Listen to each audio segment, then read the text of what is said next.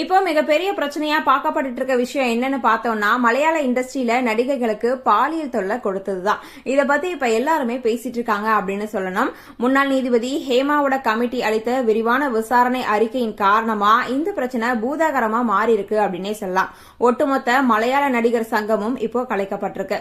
மலையாள நடிகர் சங்கத்தோட தலைவரா இருந்த நடிகர் மோகன்லால் அவராவே முன்வந்து தன்னோட பதவியையும் ராஜினாமா செஞ்சுட்டாரு. ஹேமா கமிட்டி அளித்த விசாரணை அறிக்கை எல்லாரையுமே அதிர்ச்சியில ஆழ்த்தி இருக்கிறது அப்படின்னா, மோகன்லால் தன்னோட பதவியை ராஜினாமா செஞ்சதும் பெரும் அதிர்ச்சியை ஏற்படுத்தியிருக்கு. மோகன்லால் ராஜினாமா செஞ்சதுனால மோகன்லாலும் நடிகைகளுக்கு பாலியல் தொல்லை கொடுத்திருக்காரு அப்படின்னும், அதனாலதான் தன்னோட பதவியை ராஜினாமா செஞ்சுட்டாரு அப்படின்னும் சொல்லப்பட்டு இருக்கு. இது மட்டும் இல்லாம ஹேமா கமிட்டி அளித்த விசாரணை அறிக்கைக்கு பின்னாடி டைரக்டர் ரஞ்சித், நடிகர் சித்திக் அப்படின்னு பல பேர் மேல வழக்கு பதிவும் செய்யப்பட்டிருக்கு. இது மட்டும் இல்லாம பல நடிகர்கள் மீது பாதிக்கப்பட்ட நடிகைகள் புகாரும் அளிச்சிருக்காங்க. இதனால ஒட்டுமொத்த மலையாள சினிமா உலகமே பெரும் அதிர்ச்சிக்கு ஆளாகி இருக்கு.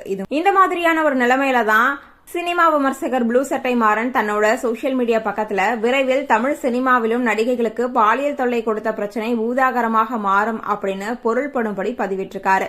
கேரள திரையுலக தொடர்ந்து கோலிவுட்லயும் சர்ச்சை கிளம்ப வாய்ப்பு இருக்கு. மோகன்லால் உள்ளிட்டோர் ராஜினாமா செஞ்சது, நடிகர் சங்கம் கலைப்பு, பல விஷயங்களை ஷேர் பண்ணிருக்காரு.